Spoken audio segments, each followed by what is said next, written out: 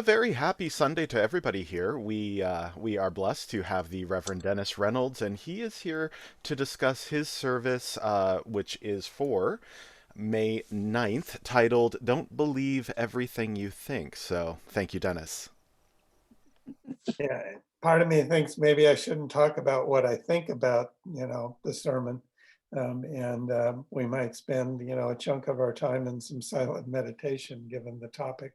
Hey, you know, But hey, I'm also open to discussing what, you know, what came forward for people and what is moving with you yeah, after having heard it is kind of the standard question because, as preachers, we kind of put something out there and more, we get more opportunity in this kind of forum than we do over, coffee and treats and stuff to actually get some sense of, what moved for people and the response from what, I offered. it's true. It's very true. And I think it was Deepak Chopra who said, see, I muted Glennis so that we wouldn't, and then she unmuted herself, thinking she was muting herself. Um, but it was Deepak Chopra who said that we are human beings, not human doings. So Exactly. I think Yes. that silent meditation idea might have some merit. But we may get there. But let's talk about the service itself for anybody who has an opening thought. We do this every. I wanted to, if I might, or do Yeah. you have a cue going? Nope. Nope. It's all yours. One of the things that I was very glad that Dennis brought up was this book, My Stroke of Insight by Joe. We read this in our UU book group a couple years ago. And I reread the end of a couple of chapters yesterday. And I really found that part was extremely meaningful to me to learn how to work with your right brain because I have been a human doing most of my life instead of just being. And I just wanted to address anyone else read this book or are aware of this particular example that he gave that was really very meaningful to me. I know that JC read that book, weren't you in the group at the time? Yes, and I have considered it truth. I I learned from it, and it's just the way I see me working my brain. In her words, in other words, I thought, amazing thing, a person who is trained to understand what the brain is doing is now having a stroke and is watching her lose her left brain. I mean, the whole thing, she was amazingly there for the entire experience. And so, yes, I actually think it's a terrific read. And you talk about a mother came back online in her daughter's life and trained her all over again, stayed with her for the growing up all over again. What Yeah, I like, go on. Go ahead, Martha. No, go ahead, Dennis. I first heard about the book from a friend of mine who is a research faculty at the University of the Institute of Neuroscience, Yeah. who talked about the book. And I filed it in my books I want to read someday kind of list. And then it emerged again as a recommended reading when I was doing my chaplaincy training. And in that context, it was really focused on, as chaplains being aware that sometimes when people aren't cognitively expressive, doesn't mean they're not cognitively present. Because part of what she had to do, like you said, with her mother helping her, is to learn how to communicate with the world all over again. But prior to that ability to communicate, she understood what was going on around her. She could comprehend what was going. She just had lost the ability to communicate expressively. And so that was another piece that I learned for it. And for anybody who hasn't read it, it's a fairly easy read. It's you know, it sounds like a couple people in the congregations have copies you could borrow. But the other piece is to go ahead and Google her. She really has an amazing TED Talk. Oh, That's just a Yeah. 20-minute kind of introduction to, you know, her experience. And that piece about a neuroanatomist, like was shared, she understood the map of the brain well enough. She could tell what part of her brain was not working, and you know, struggled to figure out what to do with it because that part of her brain that figures stuff out wasn't working very well. And so, yeah, I recommend it, but I also recommend the TED Talk as a preview, or if you don't have the time to, you know, to get an introduction to more of what she talks about. That's interesting. I think on a softer science spectrum of that, I find it amazing how we take conversation for granted. Mhm. It wasn't until I started working with, you know, you might say abused kids, j just how much of a skill conversation is, that if you don't have practice at it, especially in your formative years, it's there's a difficulty in learning that skill later in life. So, I have found appreciate that. One. I have found recently that I never learned how to converse about fear, mm, and consequently was not able to even identify fearfulness in myself at times as I grew up, and lately I'm I'm getting over that. I'm getting into that, let's say. But I realize I don't have the words. I don't recognize the names of the feelings. mm. One of the Yeah, things, Oh, go ahead, Martha. well, I'm actually, just, if go it's ahead. okay, if it's okay with you, let's do Carrie, Laline, and I have a feeling Martha will succinctly summarize the points that are made. Oh, yeah, right, sure. Thanks. Well, I was going to say, just to kind of piggyback off of that, JC, Deacon, my oldest, now that we are in a place where we are comfortable, he's finally ready to talk about stuff that he went through with his dad. And, that is like Michael said too, verbalizing things that you can't quite define.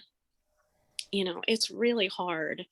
It can really be challenging, and to see him do that now is so heartwarming. It's so I can't tell you, my inner child celebrates when I hear him say things that are difficult for him to verbalize. And so I just kind of wanted to reinforce that, that being able to speak your truth or speak your mind is so powerful in understanding where you've been and where you can go, and kind of paving the way to having just better communication and better quality of life. That's all. We love you, Carrie. Thank you. Yeah. I wrote in the chat that Dennis, just jump in whenever you like. Would you like to respond to that, or? Just a general one, that whole sense of, I mean, my exposure to the sense of neuroanatomy, and that was in my prior career in early childhood education and development. And for a while, I was a trainer in a neural development curriculum that was developed out of the Carnegie Institute, and the state of Oregon paid a variety of us to go around, a number of us to go around to childcare providers around the state. And to talk to people about how children's brains grow. And it's both that sense of, the neural pathways that happen, and the neural pathways that are disrupted when there's negative things that happen. And how profound that can be in early childhood. I'm glad to hear that, the ability to work through this stuff that was, less than positive developmental experiences, is the opportunity to kind of work through that. Because pathways that are repeated become what they call myelinized. And it comes coated with a substance called myelin. And that means that's the easiest place to go again in your brain if you've been there before.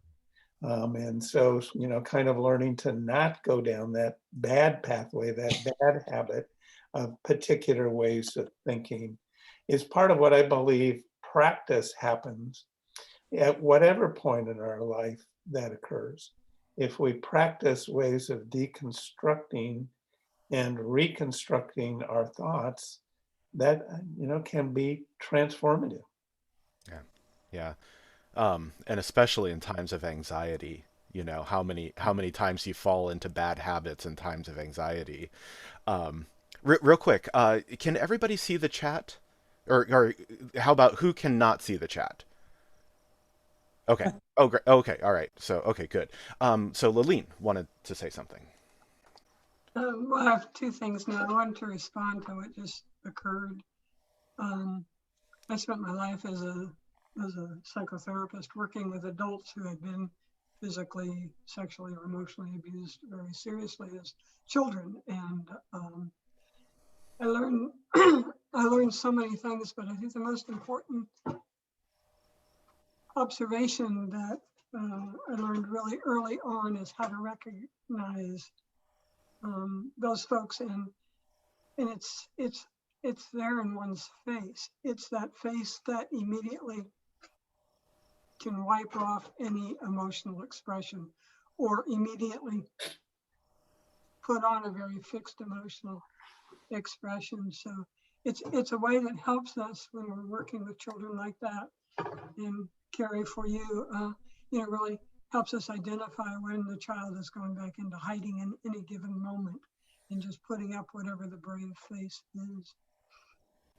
The one thing I wanted to say, Dennis, and my thank you to you, you seem to get so timely for me with us in your sermons, is that I had no idea what you were going to talk about, and the title was very kind of confusing, what's this going to be about? And then I realized that very early into your discussion, what you were really giving us was another way of looking very insightfully at what this past 15 months has been about for so many of us. I mean, it's really been a matter of trying to reconcile so much of both the scientific and intuitive knowings, and learning, to listen, and learning to be with all of the input that one gets from external and internal, and find our own way through, hopefully with the help of others close to us, but our own way through, the whole process of understanding, what's going on in the world around us and in our own world.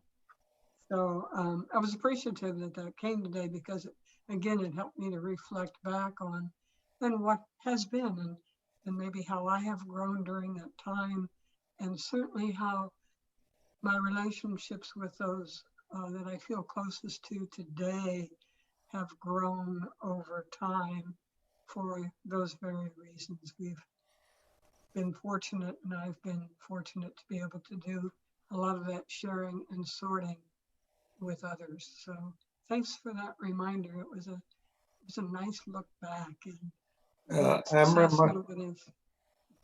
I'm reminded every time I, approach my car from the back, because, truly there is a bumper sticker there that has that phrase on the back of our car. And my wife, Suzanne, bought it, saw it in a collection of bumper stickers someplace. And I kind of went, okay, I guess it's your car too. And I wasn't quite sure what she meant by it.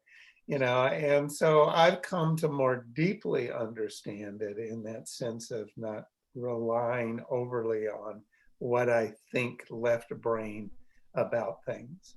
But she's the one who's had a contemplative practice for going on 50 years. I'm a relative rookie in terms of sitting with her, and we now have a regular practice. And the metta prayer that I shared as chalice lighting is part of that practice almost every morning now. And that's easier during COVID. And it's easier as a retiree now to maintain that kind of daily practice.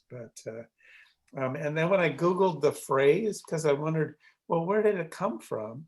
The source that came up was Robert Fulghum.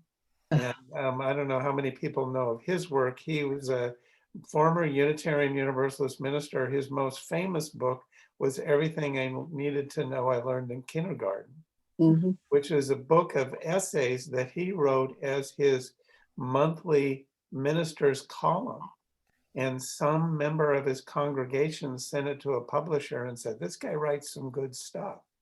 And, you know, for me, it became kind of the anthem of my prior field in early childhood education with, you know, wisdoms like, you know, stick together and hold hands when you cross the street, and the basic lessons that are about how we feel and how we relate emotionally rather than how we relate analytically.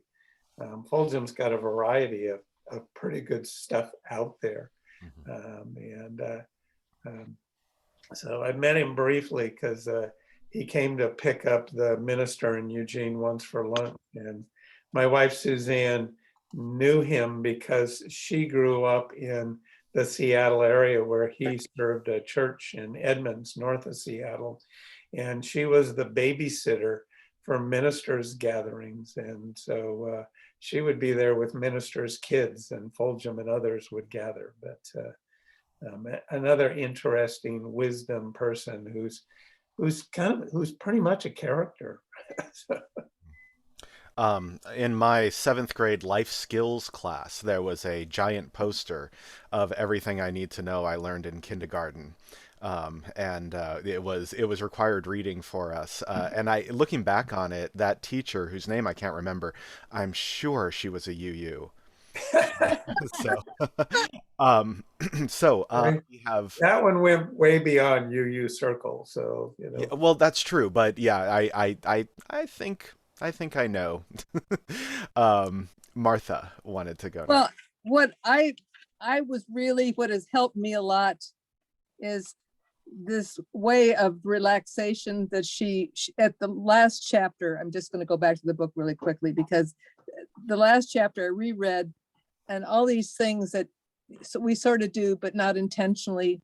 And for me as a human doing my whole life, and the monkey brain and all that, to learn how to settle that and to listen to your breathing, to feel, to actually feel, to go into the right brain. All I'm saying is that if we had more politicians and more people in power that would act in this manner, who would really, instead of trying to overthink everything, figure out how people are feeling, actually feeling way inside, we maybe would do a lot better. That's just my little 2 cents on that. So, but thank you, Dennis, for reminding me about this book. As soon as I got home, I went and found it and started rereading it again.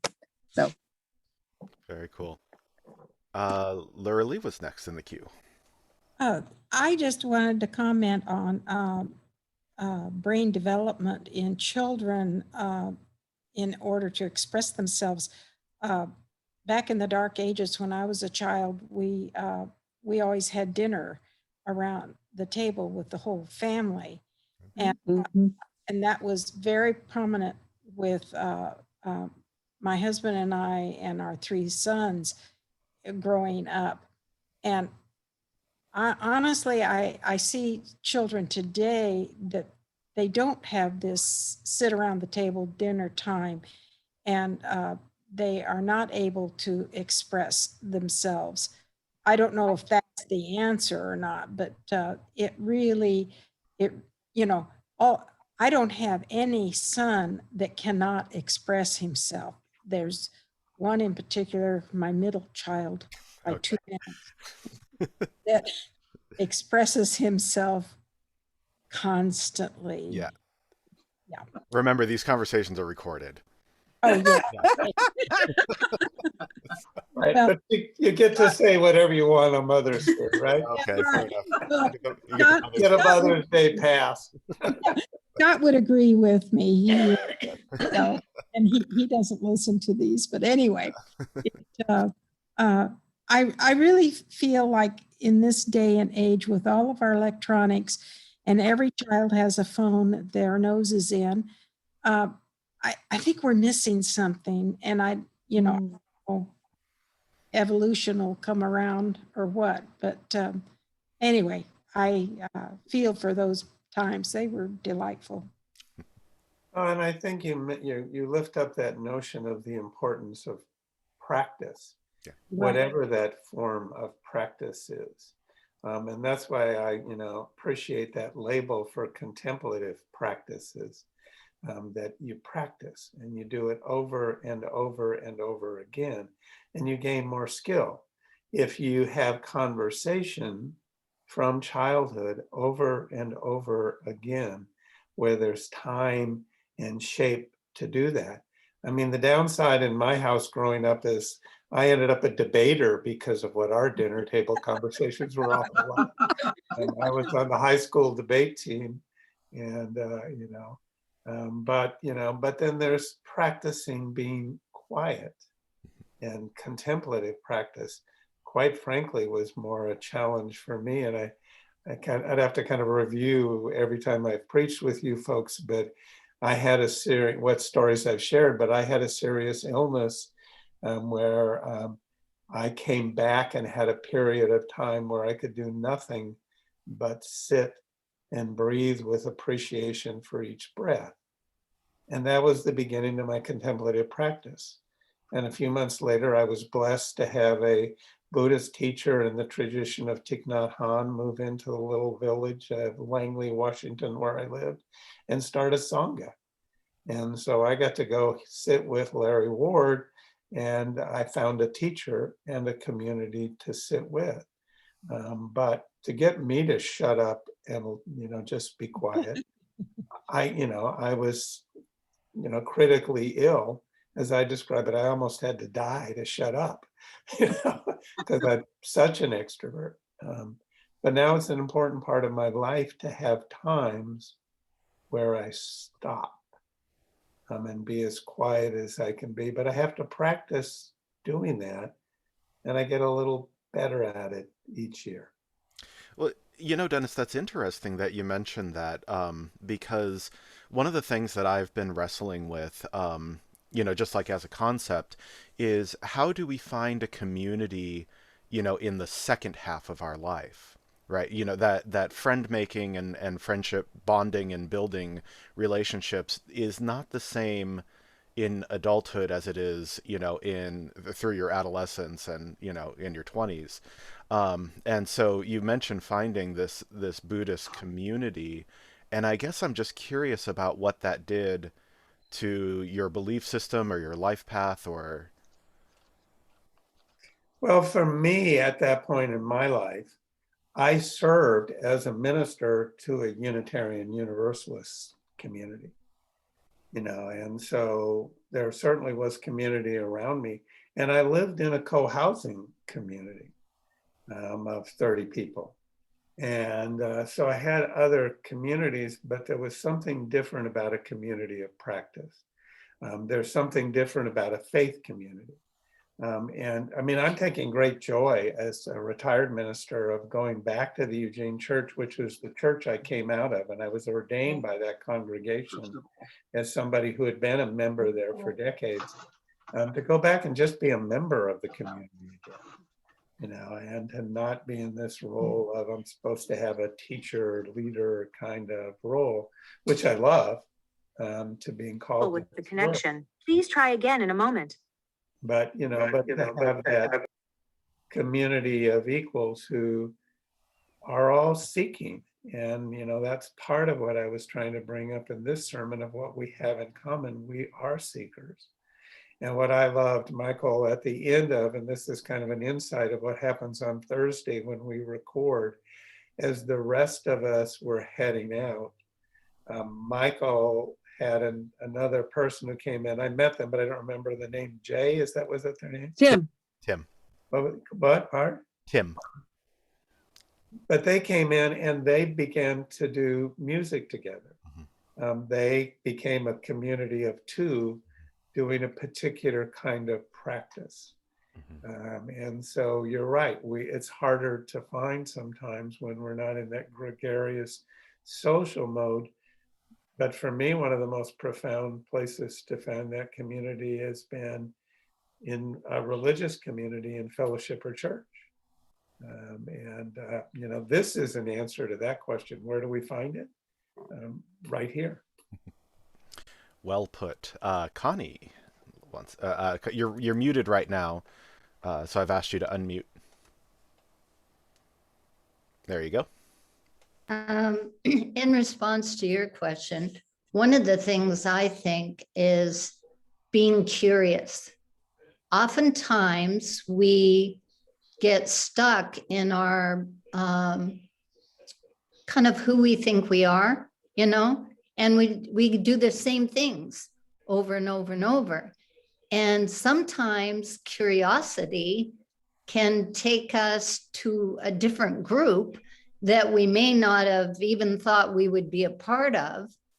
And we meet people and have experiences that we didn't even expect. So I think the word seeking, I was thinking all through Dennis's talk, that we are really good at seeking, but are we really good about trusting our curiosity?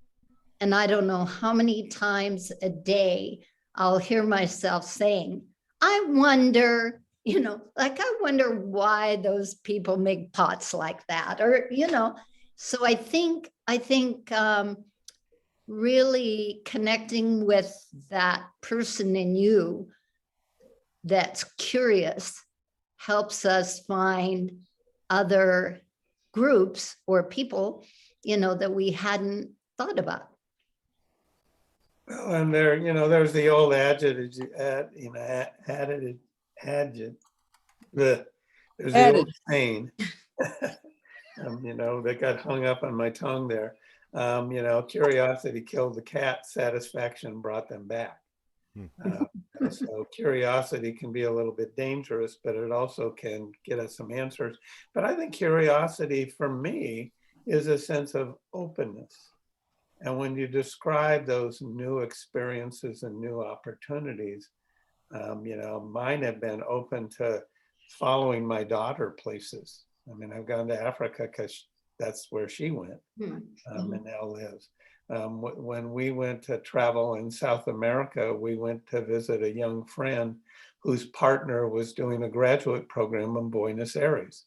I wouldn't have gone to Buenos Aires, but I was open to the opportunity that appeared. So openness is for me the invitation into curiosity, or curiosity is the invitation to openness to new learnings, new experiences. And hopefully you heard some good tango while you were there. Yeah, I took a lesson. I was not a talented dancer, but our young friend Erica had been intensely studying. And we went to I'm forgetting the Spanish word for the dance halls, one evening with them. And her dance teacher was a woman who was known in the community as La Vaquina. And she was a teacher, and she manufactured or imported, I guess, tango shoes. And she was La Vaquina because she was an Icelandic woman who was a tango teacher in Buenos Aires. And so she was known as the Viking. And everyone in the dance community wanted to dance with La Vaquina. Actually, Finland has a huge tango tradition. I don't know how it happened, but it's there. I'm sorry, I derailed the conversation. They have to keep warm somehow. Fair enough. Fair enough. But that's an example, Michael, though, of openness to new experience. That's true.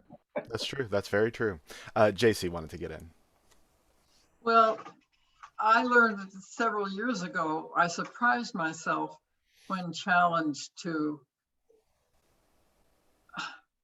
write a statement about who I was.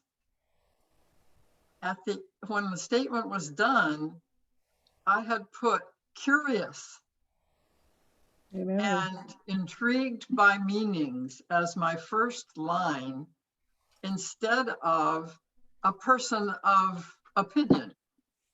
And I think that sort of made me say, oh, so you're willing to listen now. You're not just here to tell people. You're not being that teacher. You're willing to listen and be curious. And so I think curiosity is, well, obviously, I've found it a much better way to get to know people is to be curious rather than be so defining on what I think, which basically limits whether or not they're interested or not. So anyway, curiosity, I think, is a beautiful thing. Well, curiosity opens the door to expand on what Michael said earlier on about whether or not we're going to be a human being. I expand on that and seek to be a human becoming. Yes. And, you know, I've repeatedly talked about our faith tradition as a living tradition, and invites us to be, you know, living out our own continuing evolution, if you will, of our belief system. And, you know, whatever practices, be it music or contemplation or walks in the wood, enhance that for us is, you know, the individual work that we can do. Real quick, Sharon's joined us, so hello, Sharon. Sure. Paul also sent his regrets. He's having some technical problems. So it would be wonderful to hear from somebody who hasn't spoken yet. Sharon, you're more than welcome to speak, or you know, you can pass for a second while you get acclimated. How about Joanne? And then, yeah. When I'm down and out, or when I just want to think about something that makes me happy, I think of with my children and other little preschoolers. I used to put them in their little boots, rain boots and jacket, and we'd go out to the curb where the water would be running and we'd stomp on it. And it makes me so happy to see them, just thrilled. And I do that every now and then in my mind. So anyway, every now and then I ask myself, who am I? Because I know I was a child, I was a mother. I'm all of those things still in my mind. And your speech today helped me remember some old and new things that I want to think about. Thank you, Dennis. Well, I thank you for the reminder of that joy of puddles. A few years back, I went on was blessed to go on a kayak and meditation retreat in Southern Alaska. And in Southern Alaska, most of the people wear what they call Alaska tennis shoes, which are a particular brand of boots called Extra Toughs. And I came home and I borrowed some when I was on the retreat. They were provided at the retreat center. And I came home and bought myself a pair of Extra Toughs. And it means I am prepared to stomp in puddles. And so, you know, we all who live in this part of the planet should have a really good pair of rubber boots. And mine get used most regularly. There's a several acres meadow out the back door of my house that unfortunately is slated for development probably pretty soon. And I have a dog that doesn't socialize well with other dogs, so that's where we walk. Well, it's all tall grass and I need my rubber boots, even just for walking in wet grass or smashing in puddles. So I recommend all adults who live here should have a good pair of rubber boots and wear them and use them for stomping in puddles. And when my boots get muddy, I have to go in the puddles to wash the mud off. That's right. Yeah. You know, and it's I think it's a beautiful thing when you can reconnect with that energetic beauty of childhood. You know, you talked, Dennis, you know, about practice, right? That, you know, we have spiritual practices. As a musician, I think of practice like you practice your instrument, but there's also an element of play, right? When we talk about music, we play music, and I wonder if there's a connection of like playing spirituality. Mhm. Good. Well, there's certainly the notion we use the phrase play with language Hmm. or play with an idea.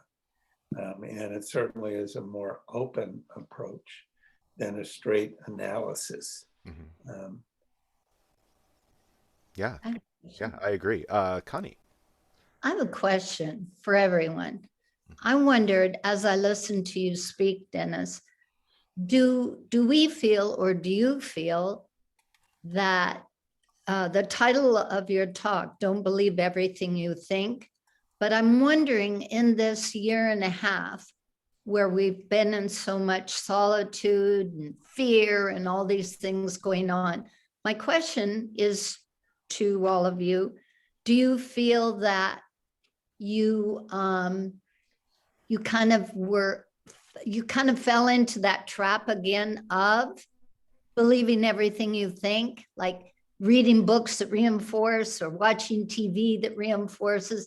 It seems to me that part of our divisiveness during this period of time is we have spent a lot of time, you know, believing what we think. So I'd like to just throw that out and see how other people feel about that. That is a great question. I'll respond first if no one else. Okay. Yeah, okay, go ahead. Go ahead, Carrie. Well, I mean, as far as you know, believing what you think, I mean, I think it's a choice. You know, you hear what's going on, you know, internally, but you also have to take a second and think, okay, is this something I really want to believe, internalize, and you know, allow to progress? Because, you know, a lot of the time when you take on a belief, you look for validation in that belief, you know, through outside sources.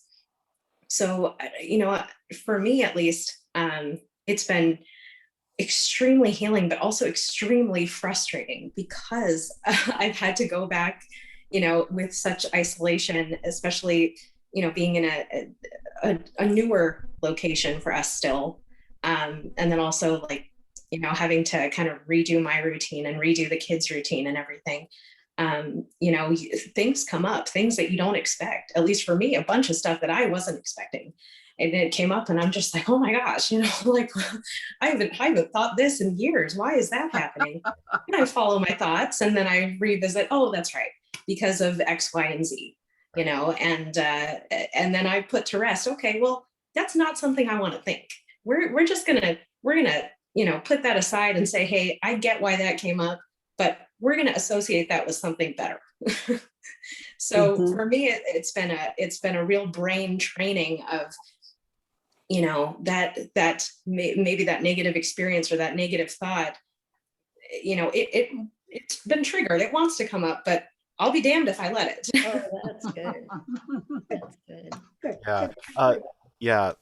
Laleen, did you have your hand up? Okay. Okay. Dennis, did you want to respond to any of that, Connie's question or what Carrie had to say? Well, I think there is a piece. What came to mind for me is again from the field I was part of before in early education, the notion of constructivist learning. And we construct our sense of what we believe to be true out of component pieces. And, you know, and there's even a notion of called building of scaffolding, that we build this scaffold. And so the way to change our mind or change our belief is sort of deconstructing the scaffold one piece at a time. And I was just looking at some information on an online list that I'm part of that's about a group called that does a, her name is, she's a, boy, I'm blanking on her name, Kyoto Williams, I think is her name, is a African-American Zen teacher who does a group called Radical Dharma. And they talk about, you know, deconstructing And that's sort of the prerequisite to changing our mind, to build a new thought or a new way of thinking. We need to figure out what are the pieces of the old we don't want to keep attached to use a Buddhist notion. And Buddhism would say that attachment is what brings us suffering, because we hang on to what we believe is wrong, what we believe is right.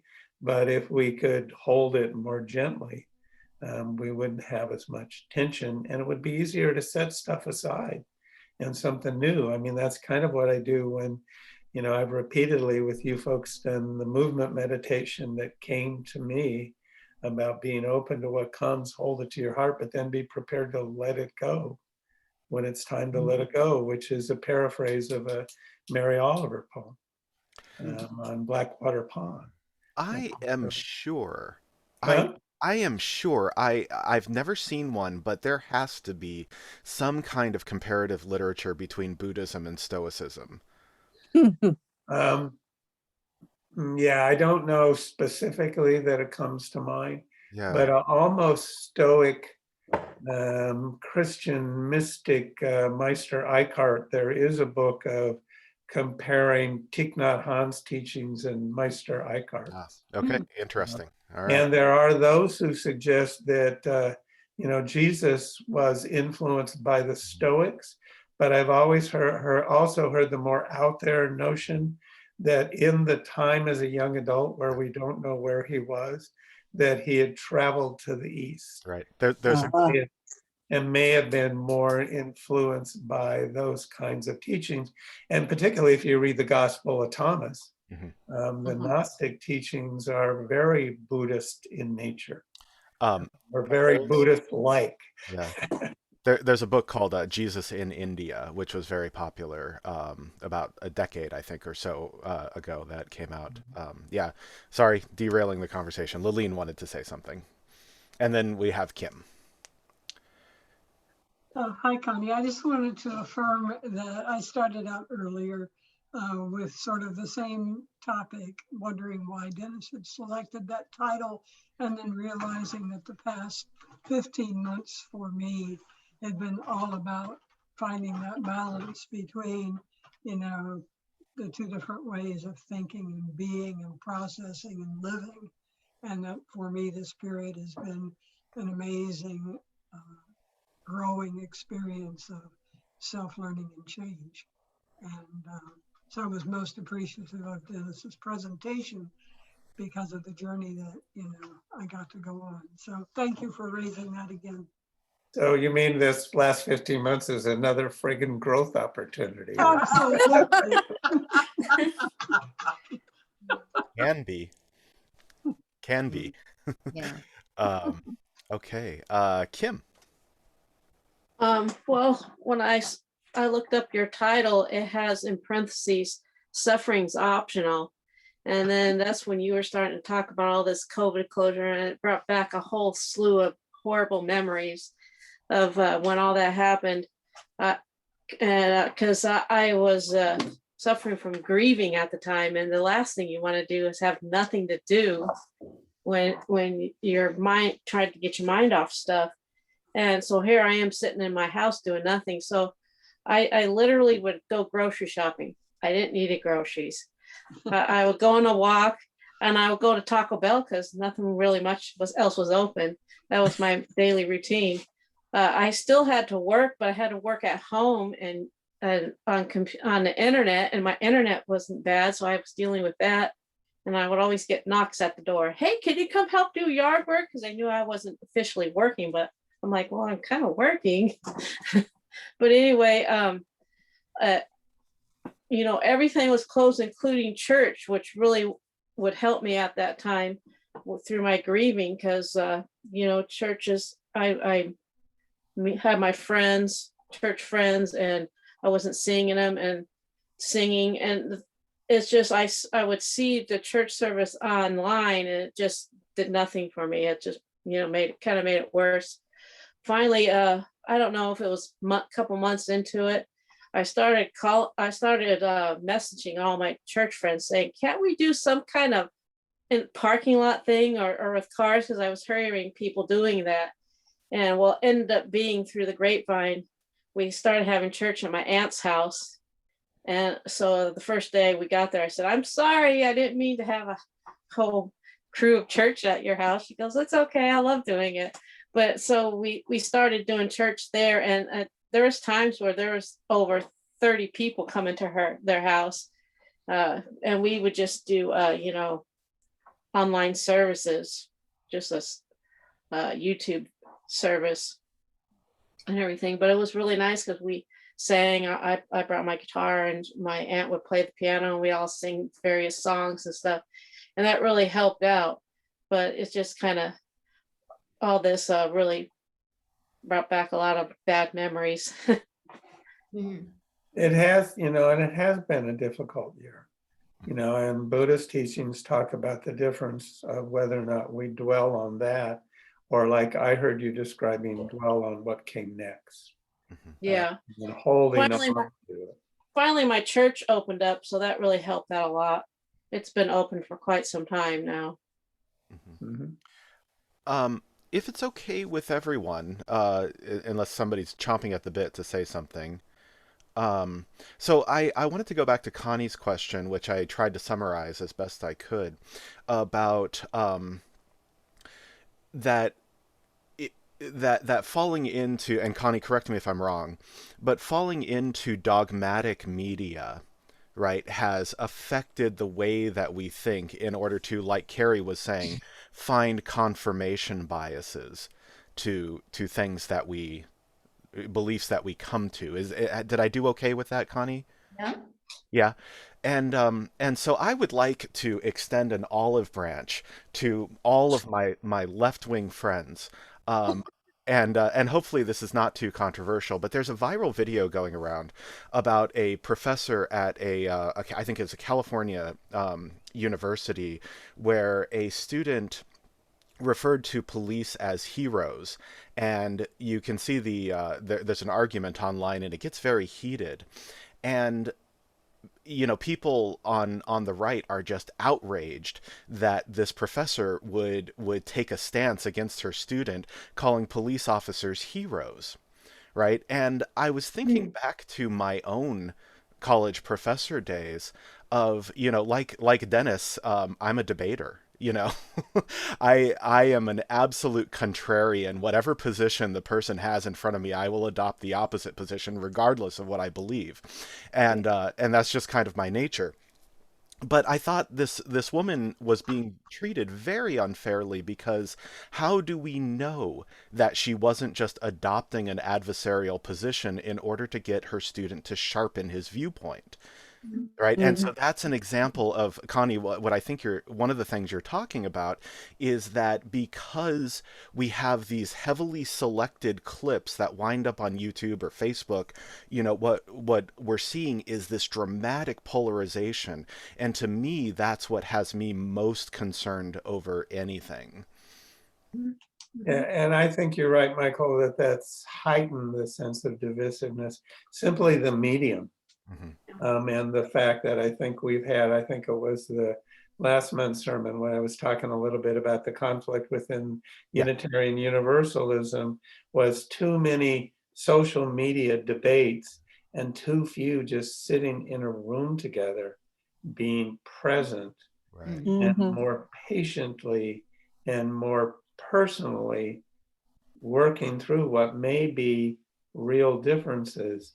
But we get to do them sort of at a distance. And I think where most of us have the potential to be nastier in those kinds of mediums than when we're, face to face with someone. Exactly. And that's, and that's an ongoing issue. That's a larger issue of the culture, because so much of what we do, and we're going to end up with some hybrid versions, end up virtual. I mean, tweet storms are going to come raging from various directions for the foreseeable future. Right. And so we kind of have to seek out places of calm. And, those happen, I think, most readily in community. And, you know, to faith community is a place, one of the places I can find it. Like I said, I love the fact that now that I'm back in Eugene, I'm just a member of the congregation. And I had dinner just about a week and a half ago with a group of folks who are all vaccinated elders, and we actually got to be in somebody's house together. You know, so those kinds of pieces, as we each of us feel, you know, safe in terms of our health and well-being, makes it easier to be a little more uncomfortable in our changing attitudes. And by the way, thank you very much for the conversation that we had last month, because that was a rather courageous, you know, way path to go down. So Connie had her hand up. Well, I just wanted to say something about fear. You know, that when we feel fear, or I can say when I feel fear, then I think I hold on tighter to my personal beliefs. And when I'm doing that, that's when I think I choose television programs or books. I want those beliefs to be stroked, so to speak. And that's the question I was asking, is during this period of time, I feel that's what's happened to me a lot. And I'm kind of asking, is that the way other people feel? JC. I find that in the last 2, 3, 4 years, I am triggered to anger by a lot of what Trump says. And so I shout at the television, or I make a backward comment. And then there is something in me that says, oh, makes you mad, does it? Maybe you should figure out why you're, I mean, you know, there's that little thing in me, that little small voice you talked about, Dennis, is there. And I'm more and more paying attention to what triggers me to make a really out of my belief and to hell with yours attitude. And I am very aware that I would never do that if it weren't television. If he were in the room, I would still be angry, but I would be able to talk with him. Whereas television just allows me to say, "Rah!" And sometimes it's hysterical. I have a really much better sense of humor than I realize.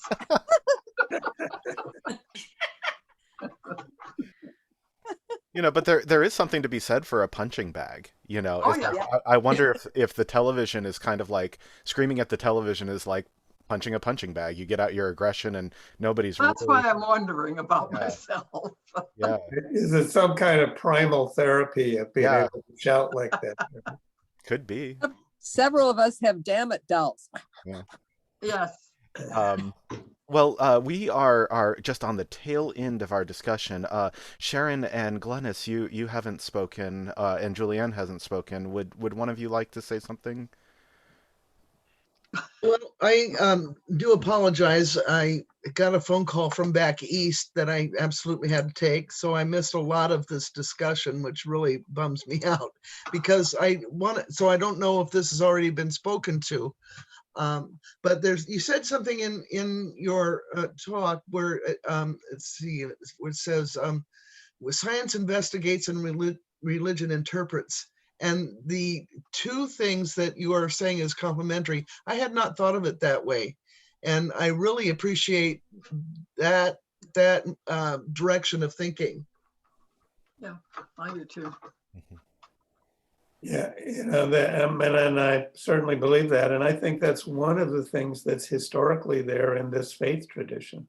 And that, you know, the first, you know, we look at often the historic Unitarian was Michael Servetus, who thought about what he read in the Bible and brought thinking to his faith. Now, the Catholic Church thought what he came up with was heretical, but that sense of, thinking about it has been part of who we've been in this tradition.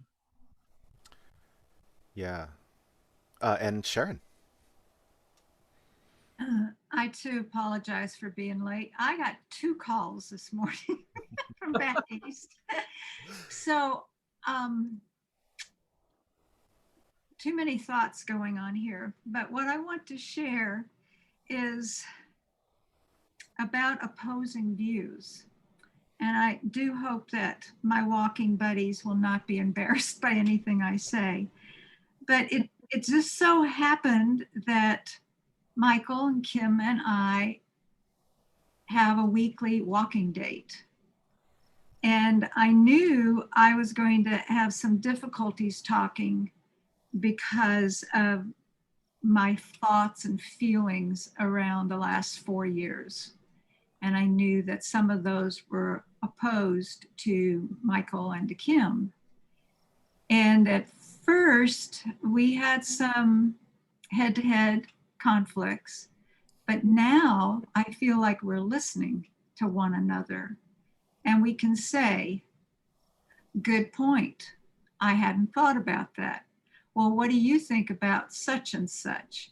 And I think that it's really been a growing experience for me. I was feeling locked down, isolated, and separated from everyone. And I feared I was going to lose the ability to converse. Yeah. I felt like I was losing vocabulary. I was losing connection. And it's been very stimulating to be around Kim and Michael and the different viewpoints that we have. And we're working on some of the universal issues, and we agree there's no easy solution. Well, and thank you. And I would hate to give the impression that Kim and I agree on very much. There's a, but that you brought it full circle, because one of the first things we talked about in this conversation, Sharon, was communication and conversation being an art form. So, okay. Well, Dennis, can you give us any thoughts on anything you've heard, or a closing remark, or a closing piece that comes to mind, and it would be a paraphrase of a piece, I think it's from Hosea Ballou, from early Universalists, who talked about the sense if we agree in love, then no other disagreement will do us harm. And the ability to have those conversations amongst people who have chosen to be part of a community together and to stay in it. And sometimes just accepting there are things we will agree to disagree, but that doesn't mean we're not in community. And that's true in the healthy manifestations of family. And it can be true in the best manifestations of faith community. Yeah. Great. Very good. Yeah, very, very good. If you only hear that part of the conversation, I think you'd still be satisfied. Yeah. Dennis, it's been an absolute pleasure today. Thank you very much. Thank you. My great pleasure as well. And for the rest of you, I hope you have a beautiful week, and we will see you next week. And Carrie, it's Mother's great to Day see to you. all who celebrate that. So. All right. Thank you, Michael. Bye-bye. Happy Mother's Day for all of us who have in any way parented a child.